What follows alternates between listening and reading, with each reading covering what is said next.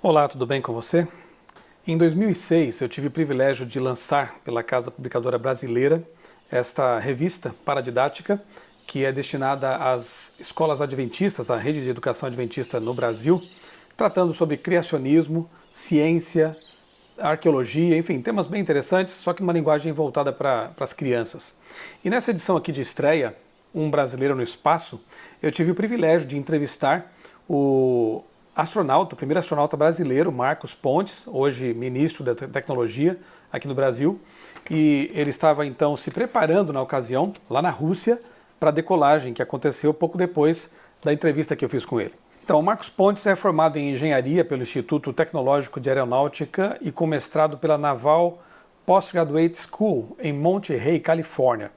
O astronauta Marcos César Pontes, na época ele tinha 42 anos, né? É casado com Fátima e tem 2 filhos.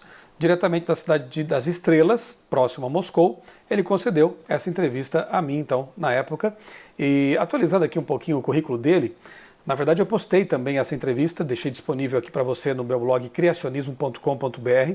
É só você entrar lá, você encontra então a entrevista na íntegra que eu fiz na época com o astronauta Marcos Pontes. Ele foi o primeiro astronauta brasileiro, sul-americano e lusófono a ir para o espaço, na missão batizada de Missão Centenário, em referência à comemoração dos 100 anos do voo de Santos Dumont no avião 14 bis. Em 30 de março de 2006, Pontes partiu para a Estação Espacial Internacional, a ISS, a bordo da nave russa Soyuz TMA-8, com 8 experimentos científicos brasileiros para execução em ambiente de microgravidade. Ele retornou no dia 8 de abril a bordo da nave Soyuz TMA-7. De 2011 a 2018, ele atuou como embaixador da ONU para o desenvolvimento industrial e em 31 de outubro de 2018, Marcos Pontes aceitou o convite do presidente Jair Bolsonaro para ser ministro da Ciência e Tecnologia em seu governo. O Marcos Pontes me concedeu essa entrevista da Rússia, quando estava lá na chamada Cidade das Estrelas, porque na época a NASA tinha suspendido temporariamente o envio de foguetes para o espaço. Então estavam fretando, né, os foguetes russos para fazer esse tipo de operação. Eu quero ler para você aqui, estou usando aqui o texto que eu postei no blog criacionismo.com.br, que originalmente foi publicado aqui nessa revista em 2006, como eu disse.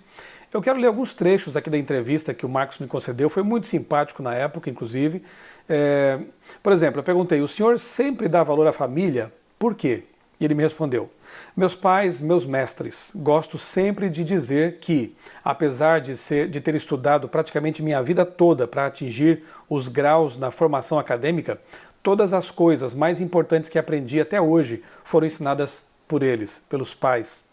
A família sempre foi para mim algo de extrema importância. Acredito ser a estabilidade familiar o primeiro passo fundamental para o crescimento do indivíduo em todos os aspectos. Agradeço muito a Deus a oportunidade de conviver com pessoas tão maravilhosas. Eu comecei perguntando assim as coisas algo mais pessoal, justamente para ter esse perfil. E fiquei assim muito satisfeito em ver que o Marcos é uma pessoa muito humana, muito família, e que inclusive aqui agradece a Deus essa oportunidade que ele teve, né, de ter se desenvolvido em vários sentidos. De onde veio o seu gosto por voar? Ele conta aqui que quando era criança foram inúmeras as visitas ao Aeroclube de Bauru para ver a Esquadrilha da Fumaça e a Academia da Força Aérea, a AFA, ou AFA, onde meu tio, sargento, servia como membro da equipe de manutenção de aeronaves. Decolava ali entre a poeira levantada pelos motores dos T-6 no estacionamento do Aeroclube e o cheiro de combustível de aviação nos hangares da AFA, o sonho de voar que me sustenta nessa jornada até hoje. Em fevereiro de 1981, iniciei o curso na AFA. Ainda nesse primeiro ano, durante um dos meus fins de semana, em Bauru, onde ele nasceu, tive o meu primeiro voo a bordo do Uirapuru PP-KBS. Foi uma incrível experiência e a confirmação pessoal de que estava no caminho certo. Então ele conta aqui da infância dele e diz que esse desejo, né, de voar nasceu lá quando ele observava então as aeronaves, né, no Aeroclube. Bem, como o senhor recebeu a notícia de que participaria de uma seleção de astronautas da Agência Espacial Brasileira? Ele diz o seguinte: soube que haveria uma seleção através de um e-mail do meu irmão. Eu estava iniciando meu doutorado nos Estados Unidos. A princípio eu achei um tanto difícil de eu ser selecionado entre tantos excelentes candidatos disponíveis, porém estava ali um caminho para tornar realidade algo que até então era apenas um sonho distante. Portanto, mandei minhas fichas de inscrição, seleções preliminares, exames médicos e a entrevista se seguiram. Imagine como se sentiu aquele garoto simples do interior só pelo fato de estar participando dessa seleção. Outra pergunta que eu fiz: como foi sua aprovação para o treinamento da Agência Espacial Norte-Americana, a NASA? Ele conta como foi aqui, eu vou deixar que você leia então depois. Eu não vou tirar também todo o suspense aqui da entrevista, né? Mas foi um processo bem interessante. Depois eu perguntei o que é preciso para ser astronauta. Ele fala aqui também sobre o preparo, sobre o que é necessário, as áreas de estudo que são úteis para uma carreira aeronáutica e, quem sabe, um dia ser um astronauta. Que desafios enfrentou em sua mudança para a Rússia? Ele fala aqui do desafio da língua, o desafio de aprender toda a tecnologia, né, das naves, dos dispositivos russos e as diferenças em relação àquilo que ele estudou na NASA, lá com os norte-americanos. É um trecho bem interessante também aqui da entrevista. Vou deixar que você leia, vou colocar aqui na descrição do vídeo o link para essa entrevista que eu postei no blog Criacionismo. A nave Soyuz o levará até a estação espacial. Qual a sua missão lá? E ele fala aqui que levou 15 quilos, né, de experimentos que foram realizados em microgravidade, descreve cada um deles, tudo direitinho, né? Coloquei aqui uma foto da equipe também, um americano, um russo e o Marcos Pontes, nosso primeiro astronauta brasileiro. E finalmente, eu perguntei o seguinte: sim, eu adicionei aqui uma nota, porque quando entrevistei o Marcos Pontes ele não havia ainda ido, né, ao espaço, mas depois eu busquei informações sobre isso e coloquei o seguinte: os 3 astronautas decolaram no dia 29 de março de 2006, às 23h30, horário de Brasília, no centro de lançamento de Baikonur, no Cazaquistão. Eles seguiram na nave Soyuz TMA-8 para a Estação Espacial Internacional, levando 15 quilos, como eu disse, né, de carga da Agência Espacial Brasileira, incluindo 8 experimentos científicos criados por universidades e centros de pesquisas brasileiros. A missão, realizada com sucesso, teve duração de 10 dias, sendo 2 dias a bordo da Soyuz e 8 da Estação Espacial. E eu terminei a entrevista perguntando o seguinte para ele. 2 últimas perguntas. Quando olha para a vastidão do espaço, o que lhe vem à mente? E ele me respondeu: o quão pequenos e frágeis nós somos perante Deus. Contudo, da mesma forma, penso no quanto somos importantes, cada um de nós, para Ele como partes preciosas da sua criação. Bonito, né? E a última pergunta: consegue ver a mão de Deus nas obras da criação, especialmente nos planetas, nas estrelas e nas galáxias? Resposta do Marcos: sem dúvida. Algumas pessoas me perguntam como convivo com a ciência e a religião dentro de mim. Não existe nenhum conflito entre a religião e a ciência. A fé é como uma luz de um farol a nos guiar durante a noite de nosso conhecimento.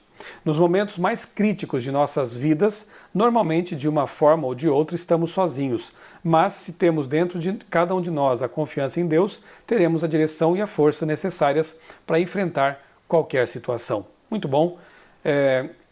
Repito que foi uma experiência bem interessante poder ter tido essa conversa, né, com o Marcos Pontes e dizer que, como eu também tinha mostrado aqui nessa revista, né, que é um orgulho realmente nós termos um astronauta, né, brasileiro que não só foi ao espaço nos representando, como também realizou ali seus experimentos, né, juntamente com 2 astronautas de outros países.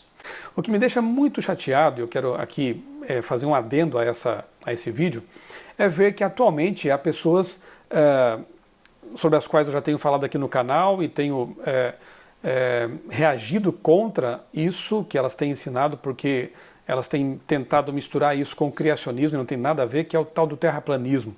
Pessoas que em canais na internet, canais no YouTube, têm dito que a Terra não só é plana, como ela é coberta por um domo sólido e que, portanto, seria impossível lançar foguetes ao espaço.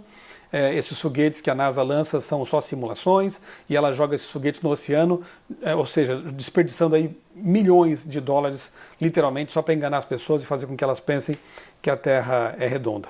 Veja, um desses youtubers que tem um canal no YouTube chega a chamar o Marcos Pontes de atornauta, como se ele fosse um ator que desempenhou ali um papel apenas encenando uma mentira. Veja que absurdo, né?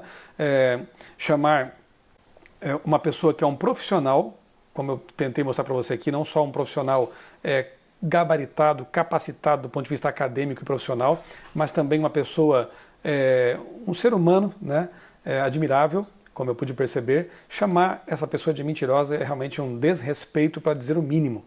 Um outro desses terraplanistas, youtubers, afirmou o seguinte, pior ainda, afirmou que as pessoas que morreram naquele acidente com a Challenger, lembra? Teriam participado também de uma mentira e não estariam mortas. Algumas seriam até professores.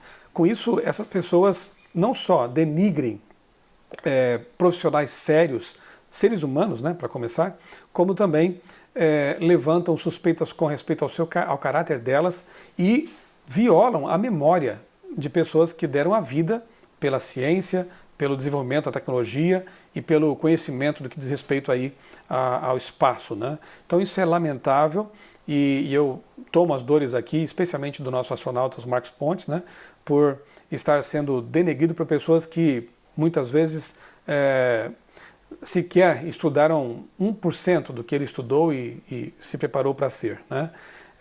Fica aqui mais uma vez o meu agradecimento ao Marcos Pontes, agora o nosso ministro da tecnologia, né, por me conceder essa entrevista, e desejo que Deus continue abençoando a sua vida, sua carreira e sua família.